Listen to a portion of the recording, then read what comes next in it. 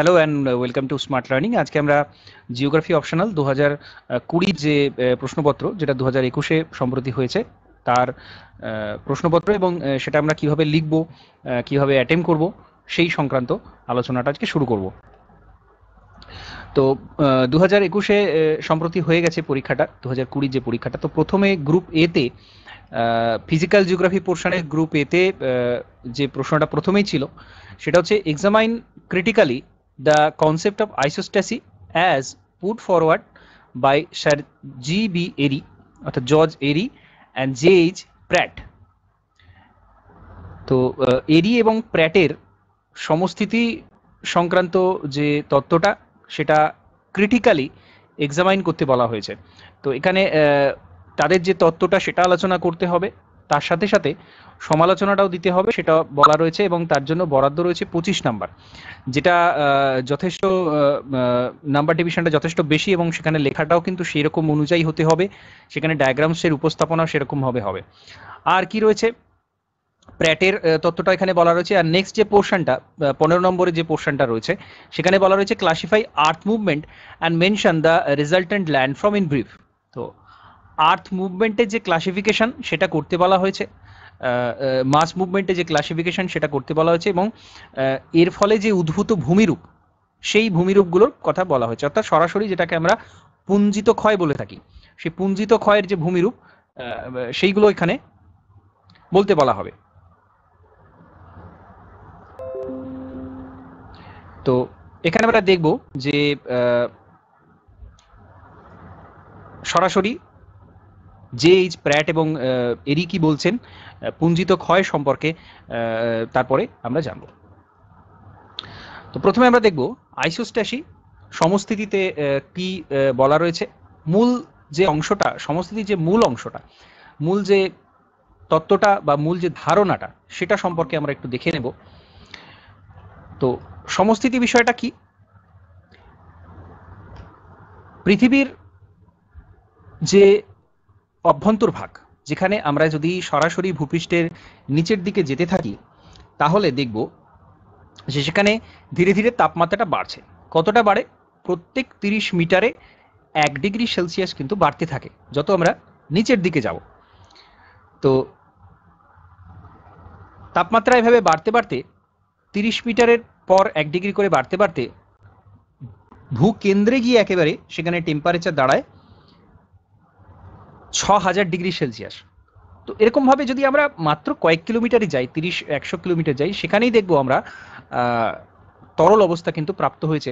তো সেই জায়গাটাকে আমরা অ্যাসথেনোস্ফিয়ার বলে থাকি, অর্থাৎ একেবারে শিলামণ্ডলের পরবর্তী যে অংশটা, সেটাকে কিন্তু আমরা অ্যাসথেনোস্ফিয়ার বলে থাকি। তো অ্যাসথেনোস্ফিয়ারের ওপর তাহলে ভূখণ্ডের যে অংশটা অ্যাসথেনোস্ফিয়ারের ওপর ভাসমান অবস্থায় রয়েছে।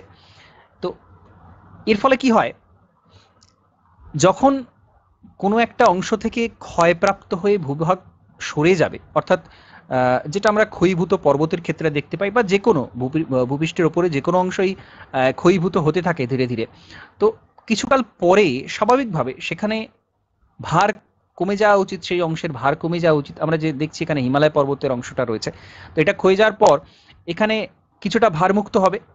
তো তার ফলে এখানে এরা যে ভারসাম্য অবস্থায় রয়েছে সেটা তো বিঘ্নিত হওয়ার কথা। স্বাভাবিকভাবে আমরা যদি ভাবি যে এই পর্বত, মালভূমি এবং সমতল ভূমি এই যে রয়েছে, এরা তো তরলের উপর ভাসমান অবস্থায় রয়েছে। তো তাহলে এদের ভারসাম্যটা কিভাবে রক্ষিত হচ্ছে, কিভাবে? আমরা তো দেখছি না হঠাৎ করে এরা নিচের দিকে নেমে গেছে বা হঠাৎ করে উপর দিকে উঠে গেছে, এই ঘটনাটা তো আমরা দেখতে পাই না। তো এই যে সমস্থিতির বিষয়টা, এটা কিভাবে রক্ষিত হচ্ছে? তো সেখান থেকেই সমস্থিতি সম্পর্কিত বিভিন্ন ভাবনা চিন্তাগুলো শুরু হয়, এবং সেখান থেকে আমরা দেখতে পাই যে নানান বৈজ্ঞানিক, নানান ভৌগোলিক কিন্তু বিভিন্ন তত্ত্ব, সেই সংক্রান্ত তত্ত্ব দিয়েছেন। তো এখানে কিছু পরীক্ষা নিরীক্ষা বিভিন্ন সময় করা হয়েছে, আমি সেখানে ডিটেলসে যাব। এখানে জাস্ট বলে রাখি যে গ্র্যাভিটি অ্যানোমালি বা যেটাকে আমরা অভিকর্ষ বিচ্যুতি বলে থাকি, সেই বিচ্যুতির নানান পরীক্ষা করা হয়েছিল একটা সময়। সেখানে সেটা দেখে কি হতে পারে, অভিকর্ষ বিচ্যুতির কারণ কি হতে পারে, বা সমস্থিতি ঘটনাটা কিভাবে হচ্ছে, সেই সংক্রান্ত ধারণা বিভিন্ন বৈজ্ঞানিক দিয়ে গেছেন। তো এরি সেখানে বলছেন কি, যেটা সরাসরি প্রশ্নে জিজ্ঞাসা করা হয়েছে, এরির থিওরি যেখানে বলা হচ্ছে যে উপরে অ্যাসথেনোস্ফিয়ারের উপরে অর্থাৎ এই তরল অংশের উপরে যতটা অংশ রয়েছে, তরলের নিচেও কিন্তু ততটা অংশ রয়েছে।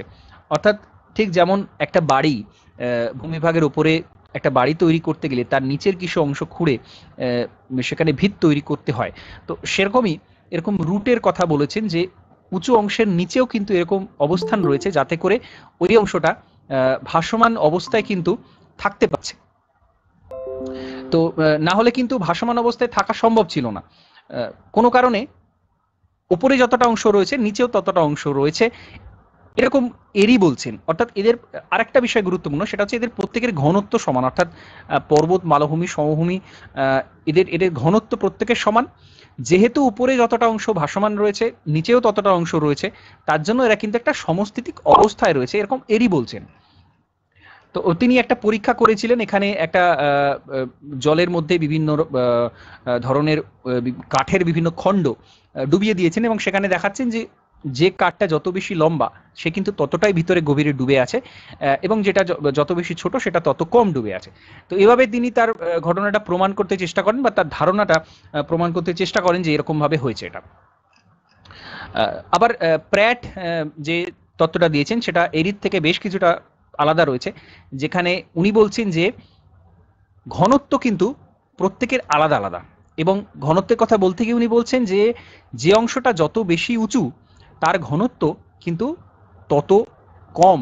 অর্থাৎ পর্বতের ঘনত্ব মালভূমির থেকে কম, মালভূমির আবার সমভূমির থেকে কম, সমুদ্রের আবার সমভূমির থেকে আরেকটু বেশি, বা সমভূমি সমুদ্রের থেকে কম। তো এভাবে উনি বলতে চেয়েছেন। এবং উনি আরেকটা কথা বলছেন যে এই যে পর্বত, মালভূমি, সমভূমি এরা রয়েছে, এরা কোনো একটা জায়গায় গিয়ে সমান চাপ প্রয়োগ করছে, যেটাকে উনি লেভেল অফ কম্পেনসেশন বলতে চেয়েছেন বা প্রতিবিধান তল বলতে চেয়েছেন। এটা ওনার তত্ত্বের মূল কথা। এরপরে আমরা আরও ডিটেলসে জানবো উনি কি বলতে চাইছেন। এবং উনি একইভাবে যেমন এরই এক্সপেরিমেন্ট করেছিলেন, উনিও এক্সপেরিমেন্ট করেছেন যে একটা পারদের উপর বিভিন্ন খণ্ড, আলাদা আলাদা বস্তু, বিভিন্ন লোহা, কাঠ, আরও বিভিন্ন ধাতুর বিভিন্ন খণ্ড ডুবিয়ে দিচ্ছেন, তারা তাদের ঘনত্ব অনুযায়ী নিচে ভেসে আছে এবং একটা জায়গায় গিয়ে তারা কিন্তু সমান চাপ প্রয়োগ করছে, যেটাকে তিনি লেভেল অফ কম্পেনসেশন বলছেন। তো এটা হলো এরি এবং প্র্যাটের তত্ত্বের মূল কথা এবং সমস্থিতি সম্পর্কে কিছু কথা। এবার সমস্থিতি আমরা যদি ডিটেলসে দেখতে যাই, প্রথমে বলবো যে একেবারে সরাসরি নোটসে না গিয়ে কিছুটা বই থেকে, টেক্সট বই থেকে কিছুটা জানা প্রয়োজন, কারণ বিভিন্ন ঘুরিয়ে ফিরিয়ে প্রশ্ন আসতে দেখা যায়। তো সেখানে আমাদের ডিটেলসে প্রথমে একটু জানতে হবে। তো ভূত্বকের কথা বলা রয়েছে প্রথমে সমস্থিতি বলতে গিয়ে যে ভূত্বকের দুটো অংশ রয়েছে, মহাসাগরীয় অঞ্চল এবং মহাদেশীয় অঞ্চল, এবং কতটা কোথায় পার্সেন্টেজ সেটা বলা রয়েছে। এবং দাদা আপনি এগুলো নোটস দেবেন তো নাকি? হ্যাঁ হ্যাঁ হ্যাঁ, আমি নোটস দেব, কিন্তু আমি এটা প্রথমে বলতে চাইছি যে যে কোনো অংশই পড়ুন না কেন, সেটা কিন্তু প্রথমে টেক্সটটা অবশ্যই পড়ে রাখা প্রয়োজন, কারণ এটা আপনি একেবারে সরাসরি মেন্সে যখন লিখবেন বিভিন্ন ঘুরিয়ে ফিরিয়ে প্রশ্ন আসে। নোটস তো জানছেনই, কারণ পরীক্ষাতে নোটসের প্রয়োজনীয়তা এখানে যে পরীক্ষাতে সময় সংক্ষেপ হবে এটার জন্য নোটস, কিন্তু যখনই ঘুরিয়ে প্রশ্ন আসবে আপনি যদি টেক্সট বিষয়টা না জানেন সেখানে কিন্তু আপনার একটা বিরাট বড় মার্কস ওখানে ডিডাক্ট হয়ে যাবে। তো সেই জন্যই আমি একটু ডিটেলসে বলে নিই, তারপরে আমি নোটসের দিকে যাব। আচ্ছা আচ্ছা ঠিক।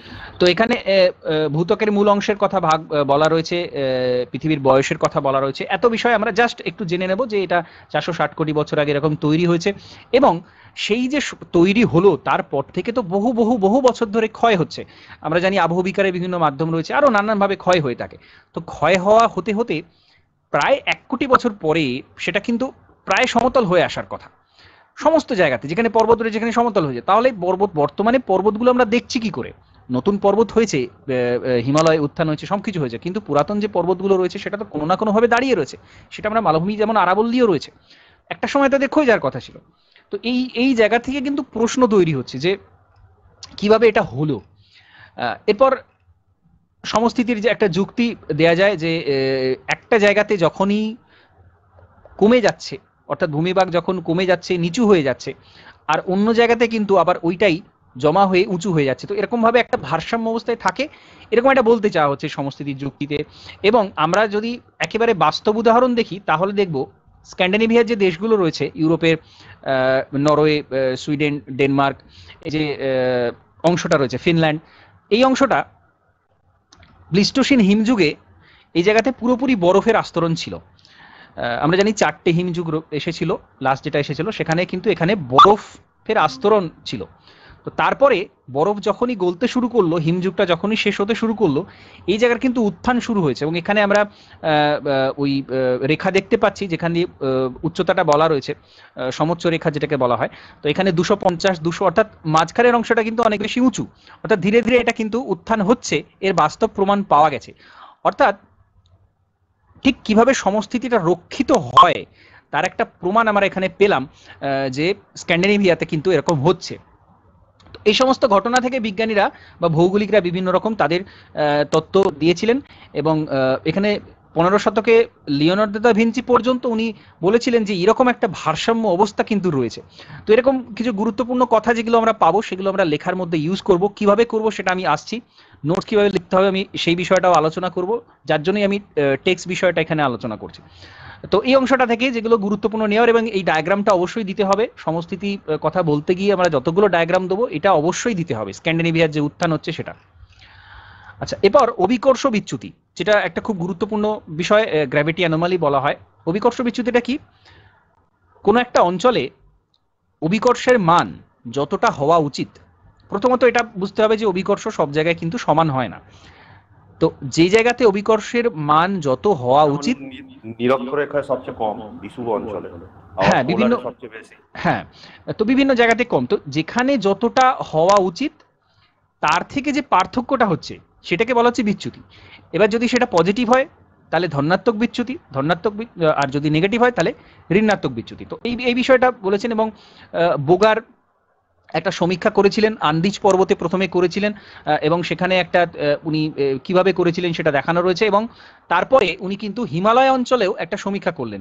হিমালয়ের পুরো কালিয়ানপুর, শিবালিক, প্রধান হিমালয়, বিভিন্ন উনি পয়েন্ট নিলেন, যেখানে উনি ওই বিভিন্নভাবে পরীক্ষা নিরীক্ষা করে দেখলেন যে পার্থক্য আসছে, একটা বিরাট বড় পার্থক্য কিন্তু আসছে, যে নির্ণীত বৃক্ষের সমীক্ষিত 5.23 মিনিট মানেরও 3 গুণের বেশি। অর্থাৎ এই যে একটা বিরাট তফাৎ দেখা যাচ্ছে, যে হিমালয় অঞ্চলে যেটা হওয়ার কথা তার থেকে একটা বিরাট তফাৎ রয়েছে। তো এখান থেকে একটা প্রশ্ন উঠে আসছে কি, পর্বতগুলো হয় ফাঁপা, অথবা তাদের মধ্যে শিলার ঘনত্বটা কম। যেখান থেকে কিন্তু প্র্যাট ওই তত্ত্বটা কিন্তু এই জায়গা থেকে উনি ভাবনা চিন্তা করেছিলেন, যে এই যে ঋণাত্মক বিচ্যুতি আসছে তার ফলাফল একটা হতে পারে যে এই যে এই পর্বতগুলো কিন্তু শিলার ঘনত্ব অনেক কম। ঠিক একইভাবে মালভূমি, সমভূমি, সমুদ্রের ঘনত্বটা কিন্তু আস্তে আস্তে আস্তে আস্তে বাড়তে থাকে। তো এই জায়গা থেকে একটা পয়েন্ট সেখানে আসছে, যে উঠে আসছে এখান থেকে এটা লেভেল অফ কম্পেনসেশন, যেটা পরবর্তীকালে দিয়েছেন। আর এরই যে বিষয়টা আমি আগে বলেছি, এখানে ডায়াগ্রামসটা দেওয়া রয়েছে, ছবিটা দেওয়া রয়েছে। দাদা একটা কথা বলছি। হ্যাঁ, বলুন বলুন বলুন। বলছি যে এই যে হিমালয় পর্বত, এটা মানে এই যে পাথরটা, এটা কি মানে কোন যেই মানে আরে ওটা কি ভালোবাসা কি বলে, মানে যেই যুগে তৈরি হয়েছে, ঠিক আছে, ওটা তো গ্রানাইট আর নিব দিয়ে তৈরি। হ্যাঁ, ম্যাক্সিমাম গ্রানাইট নিচ রয়েছে, ম্যাক্সিমাম আরো বিভিন্ন রকম শিলা রয়েছে। মূলত পাললিক শিলা, তো গ্রানাইট নিচটা তো মূলত পাললিক শিলা নয়। দেখুন ওখানে কিছুটা অগ্নুৎপাতেরও সাক্ষ্য রয়েছে, কারণ যখন ভারতীয় ভূখণ্ড, মানে যেটা আমরা ভারতীয় পাত বলছি, ইউরোপীয় পাতের সাথে যখন ধাক্কা হলো, তখন কিন্তু ভারতীয় পাতটা নিচের দিকে চলে যাচ্ছে, তো সেখান থেকে কিছুটা ইরাপশন হয়েছে। আর যেটা তেথিসের মধ্যে যে পলিটা জমা ছিল পাললিক শিলা, সেই পাললিক শিলাও কিন্তু সেখানে প্রচুর পরিমাণে রয়েছে, ম্যাক্সিমাম যেটা সেটা পাললিক শিলা রয়েছে। এবার বলুন কি মূল প্রশ্নটা বলুন। না না, এটা জানছিলাম। হ্যাঁ হ্যাঁ হ্যাঁ, ওখানে অবশ্যই গ্রানাইট নিচ তো রয়েছে, তো যেহেতু ওখানে ইরাপশন ছিল এবং ওর সাথে মিক্স রয়েছে, ওখানে অবশ্যই শিলা রয়েছে, এবং সে তার প্রমাণও পাওয়া গেছে যে বিভিন্ন জায়গাতে রয়েছে। আর পাললিক শিলা তো রয়েছে, যেখান থেকে বিভিন্ন আমরা সামুদ্রিক যে জীবের জীবাশ্মটা আমরা দেখতে পাই পাললিক শিলার মধ্যে, যেটা থেকে বোঝা যায় যে ওই তত্ত্বটা সমর্থন করে যে জিওসিনক্লাইন থিওরি হোক বা পাত সংস্থান হোক, যে ওই হিমালয় অঞ্চল একসময় যে সমুদ্রের নিচে ছিল, সেটা সামুদ্রিক জীবের যে জীবাশ্ম সেটা থেকে প্রমাণ হয়ে যায়। তো যাই হোক, সেটা অন্য বিষয়। এখানে মূল যে তত্ত্বটা বলা হচ্ছে, এরই যখন তত্ত্ব দিচ্ছেন, এরই তত্ত্বটা কিন্তু পুরো আলাদা। উনি বলছেন যে উপরের মানে অ্যাস্থেনোস্ফিয়ারের উপরে ঠিক যতটা অংশ থাকবে, অ্যাস্থেনোস্ফিয়ারের নিচেও কিন্তু ঠিক ততটাই অংশ থাকবে, তার ফলে ভারসাম্যটা রক্ষিত হচ্ছে। এটা উনি ওনার নিজের মতো একটা ব্যাখ্যা দিয়েছেন। আর প্র্যাটের যেটা অংশ বললাম, এখানে ওইটাই বলা রয়েছে, একটা কাঠের পরীক্ষা উনি করেছিলেন জলের উপর ভাসিয়ে দিয়ে, সেটাই এখানে বলা রয়েছে। এবং ওই লেভেল অফ কম্পেনসেশন বা প্রতিবিধান তল যেটা বললাম, সেটাও এখানে অবশ্যই উল্লেখ করতে হবে। ভেনিং মিনেজ উনিও পরবর্তী সময়ে এই পরীক্ষাটা করেছেন। আমি এই কারণেই পুরো অংশটা বলছি, পুরো যে আমরা যে স্ট্রাকচারটা তৈরি করব, আমরা যখন লিখবো, লেখার যে স্ট্রাকচারটা থাকবে, সেখানে কিন্তু সময়ে সময়ে এই যে ভৌগোলিকদের নাম, বৈজ্ঞানিকদের নাম, এগুলো আমরা যত বেশি উল্লেখ করতে পারবো, আমাদের লেখাটা কিন্তু তত বেশি সায়েন্টিফিক দাঁড়াবে। আমরা শুধুমাত্র ওটা বলা আছে, এরি প্র্যাটের কথা বলা আছে মানে শুধুমাত্র ওটা দিয়ে ছেড়ে দিলে হবে না, সেখানে 25 নাম্বার আছে, এই বিষয়টা কিন্তু ভাবতে হবে। ম্যাক্সিমাম নাম্বারটা কিন্তু এই কারণে কমে যায়, আমরা অ্যাজ এ হোল আলোচনা করি না, আমাদের মাথার মধ্যে যতটুকু থাকে ততটুকু দিয়ে আসি, কিন্তু একটা স্ট্রাকচার তৈরি করে যেতে হবে যে আমি এই জায়গাগুলো আমি অবশ্যই উল্লেখ করব।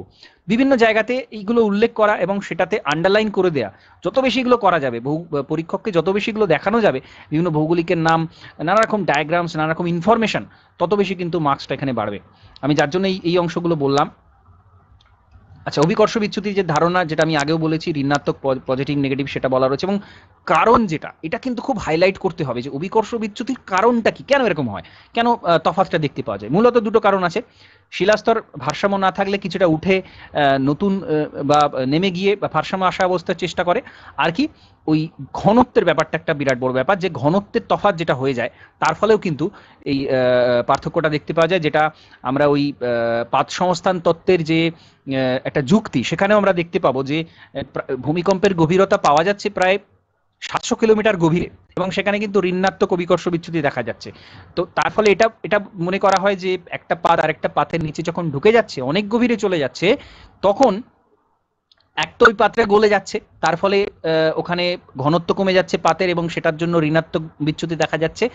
আর ওটা যে ওই অত গভীরে পৌঁছে গেল, তার ফলেও কিন্তু একটা ঋণাত্মক ওখানে দেখা যাচ্ছে। তো কতটা গভীরে পৌঁছাচ্ছে আমরা সেই জায়গা থেকে ওটা আমরা বুঝতে পারি, ক্যালকুলেশন করে ওটা বের করা যায় যে একটা পাত কিন্তু কতটা গভীরে চলে গেল। তো যাই হোক, সেটা পাত সংস্থানের এটা প্রমাণ, এবং যেহেতু এই পুরো টেকটনিক পোর্শনটা একের সাথে অপরের রিলেশন রয়েছে, তো আমরা বিভিন্ন রিলেট করেও বিভিন্ন কথা এখানে উল্লেখ করতে পারি। আচ্ছা, এখানে আরো বিষয়টা, হ্যাঁ, সীমাটোজনিটা খুব গুরুত্বপূর্ণ। সীমাটোজনি বিষয়টা অবশ্যই বলতে হবে সমস্থিতিতে গিয়ে।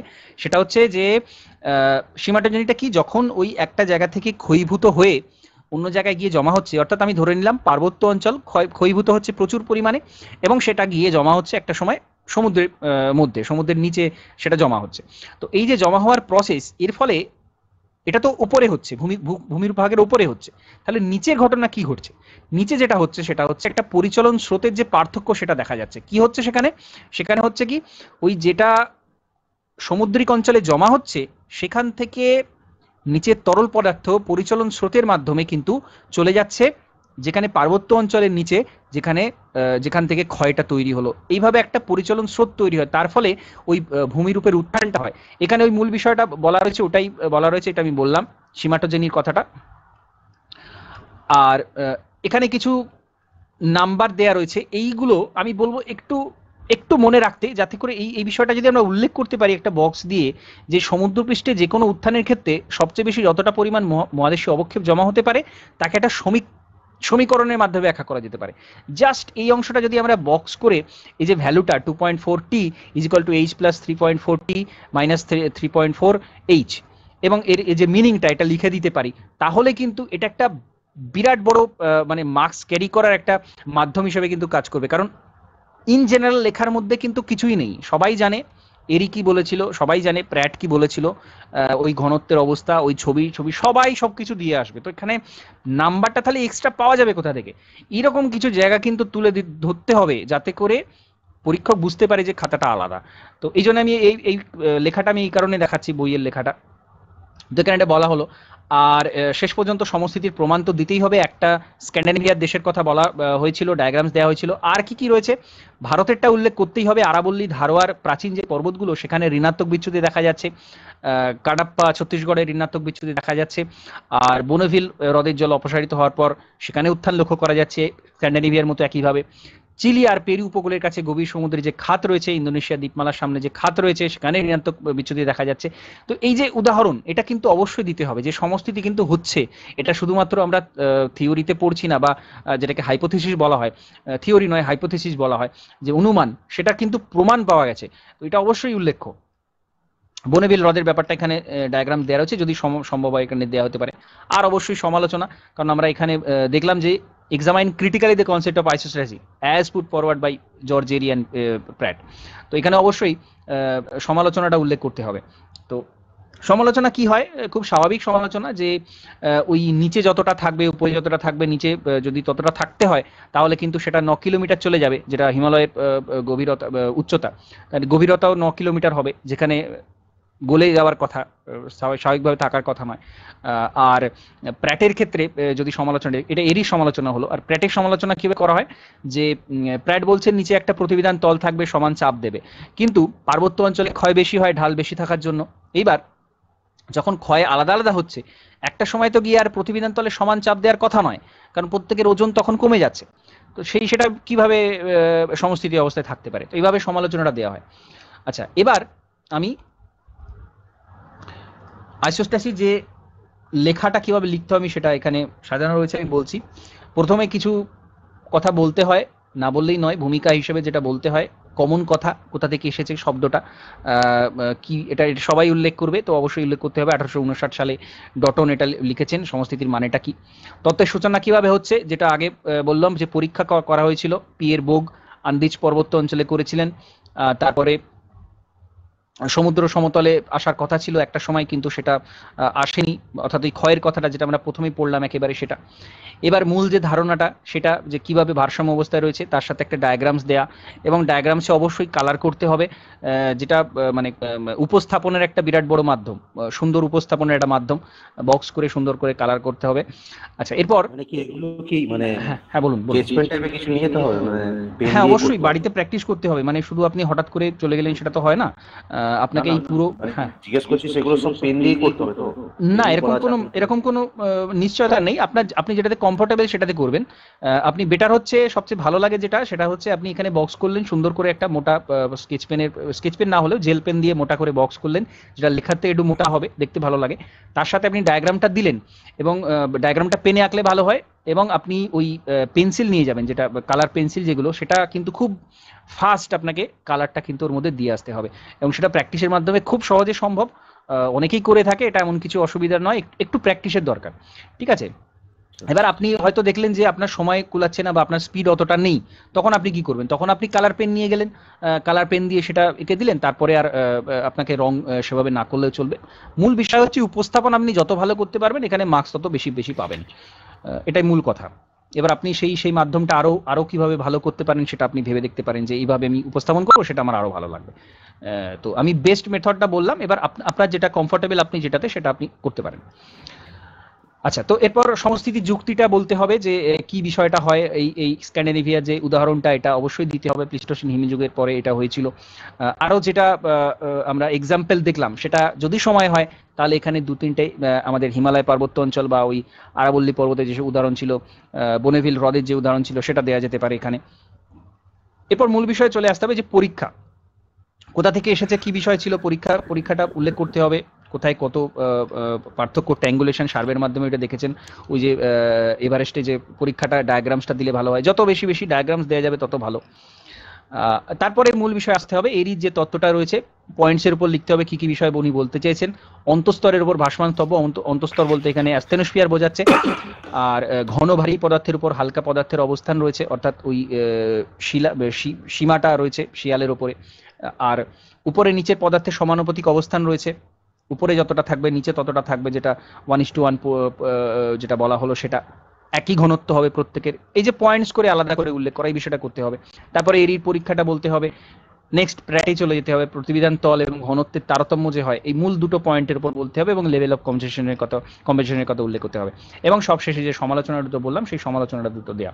তো এটা খুব কম সময়ের মধ্যে যথেষ্ট স্পিড এনে কিন্তু এটা বলতে হবে, ঠিক আছে। এই অংশটা থেকে এবার যদি কিছু প্রশ্ন করার থাকে তাহলে করতে পারেন, আমি সেই মতো তাহলে এটা বলবো, যে আরো কিভাবে কি করা যেতে পারে, বা যে কোনো প্রশ্ন করতে পারেন সমস্থিতি অংশ থেকে, বা জিওগ্রাফি যে কোনো পোর্শন থেকে কিছু বলার থাকলে বলতে পারেন। এটা আগে পড়ি আগে, বুঝলেন তো। আচ্ছা, আপনি একেবারে মানে নতুন এই জায়গাটা সেরকম? একবারে নতুন। আচ্ছা, আমি যতটা বললাম মোটামুটি বিষয়বস্তুটা বোঝা গেছে। হ্যাঁ, মোটামুটি আমি বুঝেছি। এবার পরে যেটা হ্যাঁ, অসুবিধা হবে সেটা আপনি আপনার বোধহয় সাথে একটু আমি পরে জিজ্ঞেস পরে অ্যাড হয়েছেন। আমি প্রথমে মানে বেসিক জিনিসটা আমি প্রথমে বলে নিয়েছিলাম যে কিভাবে কি হয় বা কোন জায়গা থেকে এসেছে। হ্যাঁ, হ্যাঁ, আমি কিন্তু সেই ৫ জায়গাটা বলে বছর নিয়েছি। পরে। আমি রেকর্ডেড পোর্শনটা দিয়ে দেবো, ওটা আপনি প্রথম থেকে দেখে নেবেন, আর কোনো সমস্যা থাকবে না। আহ, তো এটা হলো। এরপরে যে অংশটা বলা রয়েছে সেটা হচ্ছে আর্থ মুভমেন্ট, মাস মুভমেন্ট যেটাকে বলা হয়। আচ্ছা। তো মাস মুভমেন্ট বিষয়টা কি?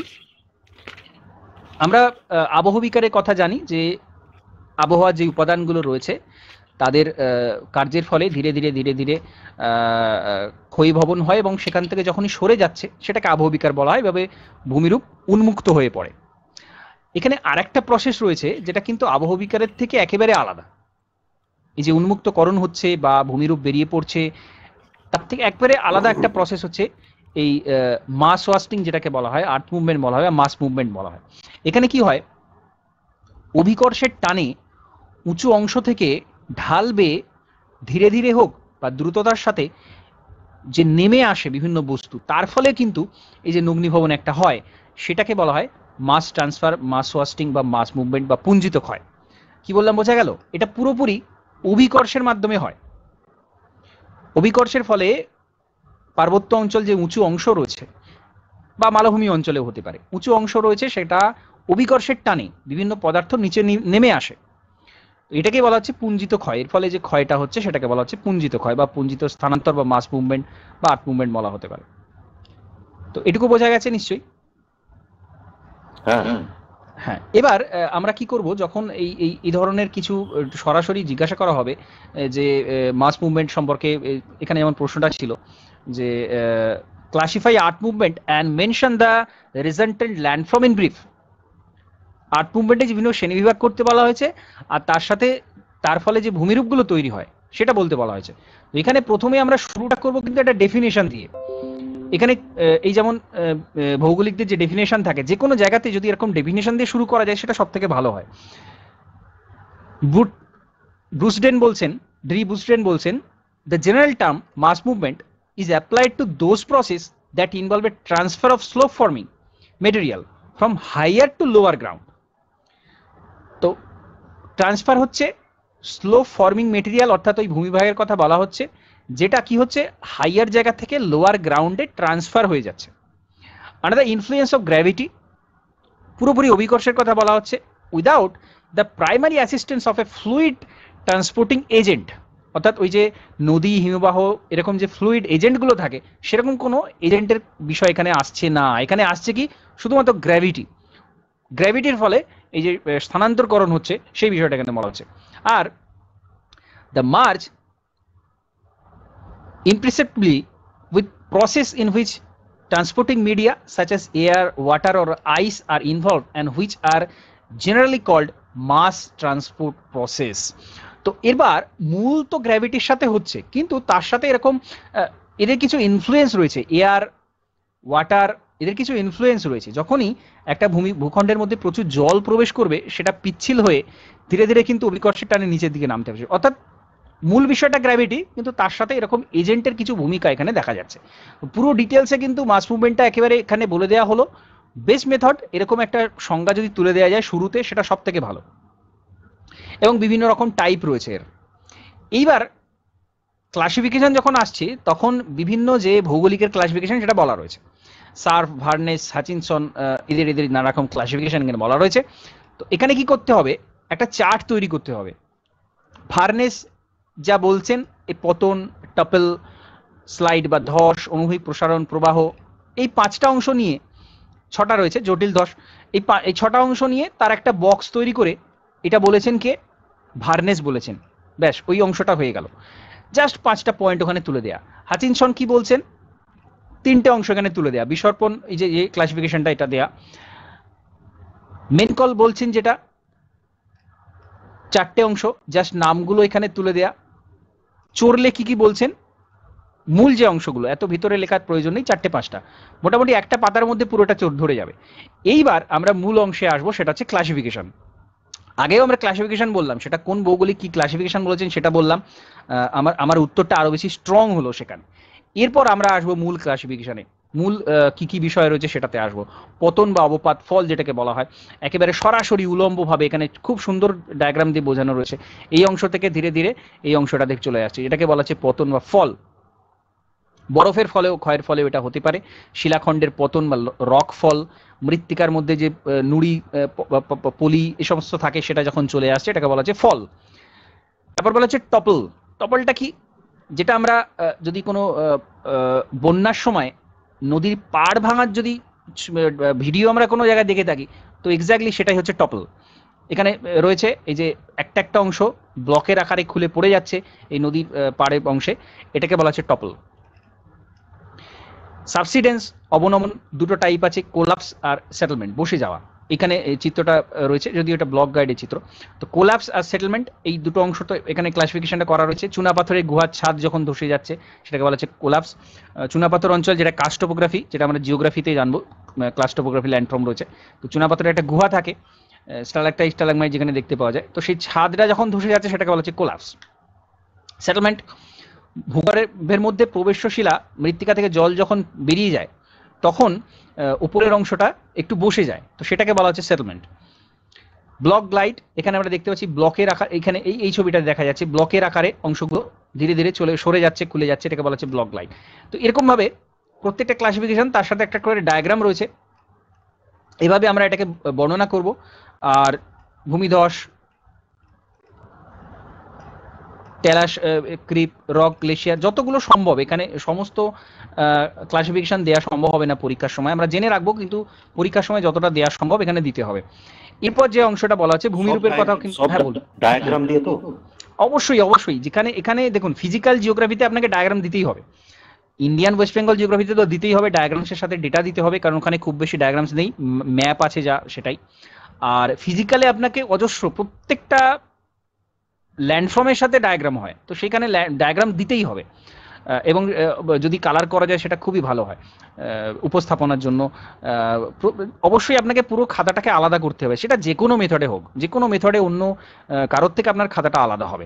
আপনার খাতায় ইনফরমেশন থাকবে প্রচুর, প্রচুর ডায়াগ্রামস থাকবে, ডেটা থাকবে, যত বেশি এগুলো দেখতে পাবে ওভারঅল একদম চোখে দেখে যেন মনে হয় যে না এই একটা খাতা আমি পেয়েছি, এরকম একটা ভাব যখনই পরীক্ষকের মধ্যে আসবে তখনই আপনি নাম্বারটা পাবেন, তাছাড়া কিন্তু এক্সট্রা নাম্বার পাবেন না, একটা সাধারণ অ্যাভারেজ নাম্বারই পেয়ে যাবেন। তো আমি এই জন্যই টেক্সট বইটা আমি দেখাচ্ছি, না হলে ওই ওই ধারণাটা আসবে না যে কিভাবে ওই জায়গাটা আমি বাড়াবো বা একটা লেখার মধ্যে কি সৌন্দর্য আনবো কোন জায়গা থেকে নিয়ে, সেটা দেখা যাবে না। যাক, তো কি কি ভূমিরূপ তৈরি হয়? শিথিল পদার্থের আবহবিকারজাত শিথিল পদার্থের স্খলনের ফলে আর স্খলিত পদার্থের ঢাল বরাবর পরিবহনের ফলে এই স্খলন আর ধীরে ধীরে ধীরে ধীরে নেমে আসা, এই যে পরিবহন ট্রান্সপোর্টেশন, তার একটা ব্যাপার রয়েছে। আরেকটা রয়েছে একেবারে পাদদেশের সঞ্চয়ের ফলে কি ভূমিরূপ তৈরি হয়, তিনটে টাইপ। তো প্রথমে যেটা আবহবিকার শিথিল পদার্থের স্খলন সংশ্লিষ্ট, তার ফলে যে ভূমিরূপগুলো তৈরি হয়, যে ভৃগুতট একটা অঞ্চল, উলম্ব ঢাল, ভার্টিক্যাল স্লোপ তৈরি হচ্ছে, একেবারে উলম্ব স্ট্রেট 90 ডিগ্রি প্রায়, এই যে ঢাল তৈরি হচ্ছে ক্ষয়ের ফলে, এটাকে বলা হচ্ছে ভার্টিক্যাল স্লোপ। আর কি রয়েছে? স্টিপ স্লোপ, খাড়া ঢাল, ভার্টিক্যালের থেকে একটু যখন কমে যাচ্ছে, এই যে এই অংশটা একটু কম, পুরোপুরি ভার্টিক্যাল নয়। আর মৃদু ঢাল, জেন্টেল স্লোপ, এই তিনটে টাইপ অফ স্লোপ এখানে দেখতে পাচ্ছি আমরা। আর রেগোলিথ, যেটা ক্ষয়ের ফলে যে রেগোলিথটা তৈরি হয়, অর্থাৎ ক্ষয়ের ফলে যে ছোট ছোট টুকরো টুকরোগুলো যে জিনিস, সেটাকে আমরা রেগোলিথ বলে থাকি। তো সেটা কিভাবে কি কি ভূমিরূপ তৈরি করে সেই অংশটা একটা বিষয়। Circular shear or failure, planar shear failure. এই যে এক একটা ব্লক খুলে গিয়ে কোন টাইপের, এই যে স্কেচটা আমরা দেখতে পাচ্ছি, এটা একটা জ্যামিতিক আকার নিয়েছে, এটা একটা জ্যামিতিক আকার নিয়েছে। তো এরকম টাইপগুলো এখানে রয়েছে। স্খলিত পদার্থের ঢাল বরাবর পরিবহনের ফলে যে ভূমিরূপগুলো তৈরি হয়, পরিবহন। আর একেবারে তারপরে পরিবাহিত অংশ যখন সঞ্চয় হচ্ছে তখন কিভাবে তৈরি হয়, এবং তার মধ্যে বিভিন্ন যে ক্লাসিফিকেশন, একেবারে খুব সূক্ষ্ম একটা ডায়াগ্রাম দেওয়া রয়েছে যে সঞ্চয়ের ফলে এই যে কোণ তৈরি হচ্ছে, অনুভূমিক তল তৈরি হচ্ছে, এরকম টাইপের এখানে করা রয়েছে। তো যতটা সম্ভব এখানে কিন্তু এটা দিতে হবে। এটা যদিও 15 নাম্বারের, তো ওই জন্য বলছি ভেতরের লেখা খুব বেশি বাড়ানোর প্রয়োজন নেই। ভৌগোলিকরা কোন কোন ক্লাসিফিকেশন করেছেন এবং তারপরে যখন আমি সেইগুলো নিয়ে বলছি সেটা অবশ্যই ডায়াগ্রাম থাকবে, জাস্ট 1 থেকে 2 লাইন লেখা যথেষ্ট এখানে। আর শেষে এই ভূমিরূপগুলোর ক্ষেত্রেও একই বিষয়, ডায়াগ্রাম থাকছে, তার সাথে 1-2 লাইন লেখা। যত বেশি এরকম ডায়াগ্রাম দেওয়া যাবে সেখানে কিন্তু মার্কসটা তত বেশি আসবে। তো এই বিষয়টা এরকমভাবেই উপস্থাপনটা করতে হবে। এবার যদি কিছু বলার থাকে এই বিষয়টা নিয়ে বলুন। যে কোনো পোর্শনে আপনাকে মানে চেষ্টা করতে হবে ডায়াগ্রাম দেওয়ার। পপুলেশন জিওগ্রাফিতেও যদি পারেন ডায়াগ্রাম দিতে হবে। যে কোনো জিওগ্রাফির যে কোনো পোর্শনেই যত বেশি ডায়াগ্রাম দেওয়া যাবে, যেখানে ডায়াগ্রাম হয় না সেখানেও ডায়াগ্রাম দিতে হবে। তবেই কিন্তু এক্সট্রা মার্কস পাওয়াটা সেখানে সম্ভব হবে। ঠিক আছে, যে কোনো প্রশ্ন থাকলে জিজ্ঞাসা করতে পারেন এখানে, কিভাবে উপস্থাপন করব বা কিভাবে লিখবো। এর কোশ্চেনটা কি ছিল স্যার, মানে হ্যাঁ হ্যাঁ হ্যাঁ, দাদা এখানে যেটা বলা ছিল, classify art movement and mention the resulted landform in brief. তো লেখাটা কিভাবে সাজাবো, প্রথমে ডেফিনেশন আসবে। যে কোনো জিওগ্রাফিতে যখনই কোনো জিজ্ঞাসা করা হবে কিছু, ডেফিনেশন সরাসরি জিজ্ঞাসা না করালেও খুব পার্টিকুলার বিষয়ে যখন জিজ্ঞাসা করা হচ্ছে তখন ডেফিনেশন আসবেই, ভূমিকা থাকবে তার মধ্যে, ডেফিনেশন থাকবে। সেটা কখনোই বলা থাকবে না যে ডেফিনেশন দিন, সরাসরি এরকম বলা থাকবে না, কিন্তু দিতে হবে। তারপরে মূল বিষয় আসতে হবে যে এই ক্লাসিফিকেশন এই ভৌগোলিক করেছেন, সেটা আমরা একটা চার্টের মাধ্যমে দেখিয়ে দেবো। তারপরে ল্যান্ডফর্মগুলো বলতে হবে এবং সেখানে যত বেশি ম্যাক্সিমাম ডায়াগ্রাম পাওয়া যায় সেই ডায়াগ্রামসগুলো দিতে হবে। এখানে যেমন নেক্সট বলা আছে গ্রিন হাউস এফেক্ট, তার ইম্প্যাক্ট ডিসকাশন করা আছে। খুব কমন প্রশ্ন, খুব ইজি প্রশ্ন, কিন্তু সেটাকে সেভাবে উপস্থাপন করে আসতে হবে যেন পুরো সবার থেকে আলাদা হয় সেই জায়গাটা, তবে এই জায়গা থেকে মার্কস তুলে নেওয়া যাবে। খুব কমন প্রশ্ন, খুব ইজি প্রশ্ন ছিল। তো এই অংশগুলো সব এভাবে উপস্থাপন, আমি পরে পরে এগুলো নিয়ে আলোচনা করব। জাস্ট আজকে আমি এই ফার্স্ট পোর্শনটা আলোচনা করলাম। এরপরে একটা টপিক নিয়ে আলোচনা করব প্রত্যেক সানডেতে। অপশনাল জিওগ্রাফির আমি যখন ক্লাসগুলো নেব তখন জিওমরফোলজি প্রথমে যেভাবে সিলেবাস রয়েছে সেভাবে সিলেবাস অনুযায়ী পরপর আলোচনা করার পরে আমি একদিন করে এই কোয়েশ্চেন অ্যান্সারটা আলোচনা করব, কীভাবে উপস্থাপন করতে হবে, কীভাবে লিখতে হবে, বা ইন্ডিয়ান জিওগ্রাফির যে পোর্শনগুলো রয়েছে। তো সেটা আমি কিন্তু এই সানডেতে ক্লাসগুলো নেব। ঠিক আছে, এরপর আপনি গ্রুপে আছেন বোধহয়, গ্রুপে যদি থাকেন আমি গ্রুপে এগুলো শেয়ার করে দিচ্ছি। হ্যাঁ, গ্রুপে শেয়ার করে দিচ্ছি, রেকর্ডেড ভিডিও আমি গ্রুপে দিয়ে দিচ্ছি, সেখান থেকে আপনি ওটা দেখে নেবেন। এবং পরবর্তী সময় আমি শিডিউল দিয়ে দেবো কোন কোন দিন কীভাবে কী ক্লাস হবে, লাইভ ক্লাসগুলো কীভাবে নেওয়া হবে, কীভাবে টেস্টগুলো নেওয়া হবে সেটা আমি বলে দেবো। আমি এই অপশনালেরও টেস্ট নিয়ে থাকি প্রত্যেক সানডেতে। আমি যে নোটসটা দিলাম আজকে, যেটা পড়ালাম, আগামী সপ্তাহের মধ্যে আমি ওটা লিখে পাঠাতে বলি, কিভাবে লেখাটা আসছে ঠিকঠাক কিনা, উপস্থাপনটা ঠিকঠাক আছে কিনা, কি কি প্রয়োজন দেওয়ার, সে সমস্তগুলো আমি কিন্তু দেখি, যাতে করে অ্যাক্টিভ থাকা যায়, আমি সেটা দেখি। তো এইভাবে পুরো সিলেবাসটা আমি কভার করিয়ে দেবো। লাইভ ক্লাস যেগুলো ফ্রি ক্লাস থাকবে আমি মাঝে মধ্যে করাবো, কিন্তু লাইভ যেটা ডেলি মানে প্রত্যেক সপ্তাহে যে ক্লাসটা সেটা কিন্তু সানডেতে হবে। আপ টু 10 মান্থ আমি পুরো কোর্সটা কমপ্লিট করে দিই, কিন্তু থাকবে। ওকে, আরো কিছু যদি জানার থাকে আমাকে পার্সোনালি পরে মেসেজ করবেন, আমি সেখানে যাবতীয় প্রশ্নের উত্তর দিয়ে দেবো। আমি রেকর্ডের সেশনটা পুরোটা দিয়ে দিচ্ছি, আপনি প্রথম থেকে একবার দেখে নেবেন। আমি প্রত্যেকেই বলবো দেখে নিতে। তারপরে যদি মনে হয় যে এটা বুঝতে পারছি না, যে কোনো প্রশ্ন যখন মনে হবে, জিএস পেপার হোক, যে কোনো পেপার হোক, জিওগ্রাফি অপশনাল হোক, আমাকে মেসেজ করবেন, আমি সময় মতো তার উত্তরগুলো দিয়ে দেবো। ঠিক আছে? আচ্ছা, মানে তাহলে আজকে দুটোই চ্যাপ্টার, তাই তো?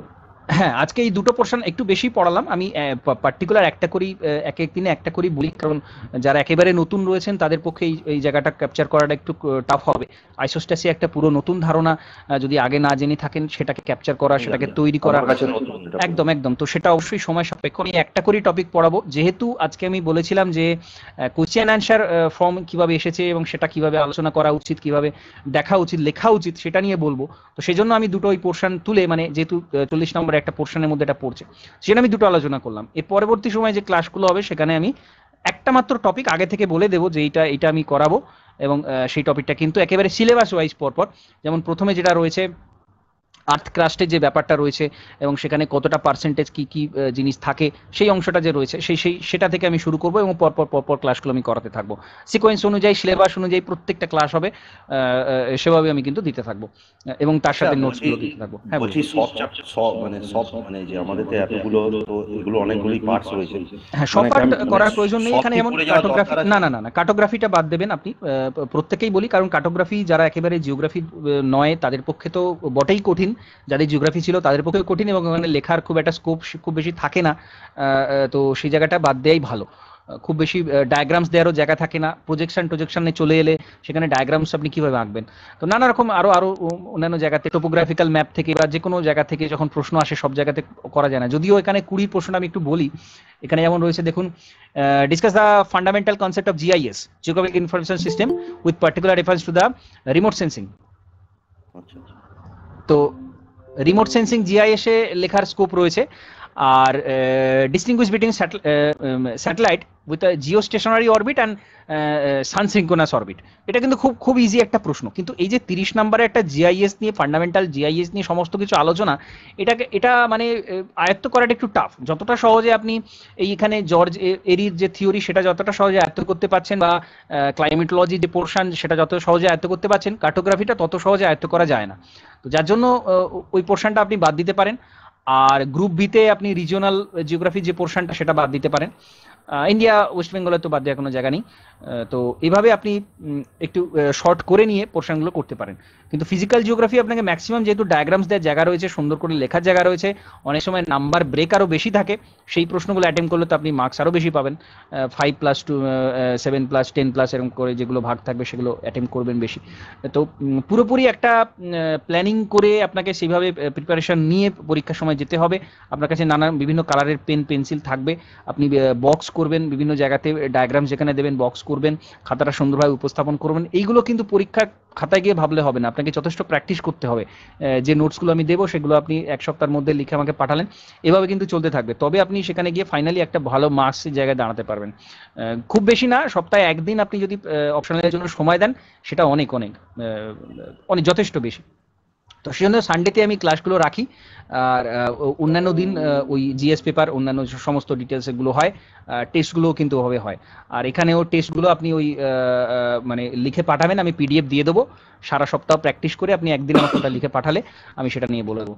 ওকে, আচ্ছা, তো এভাবে পরপর ক্লাসগুলো চলতে থাকবে। আমি আরো পরে ডিটেলসে সমস্ত বিষয়গুলো জানতে পারবেন। তো আপাতত আজকের ক্লাসটা আমি এখানে কমপ্লিট করছি। নমস্কার, ধন্যবাদ। Good night.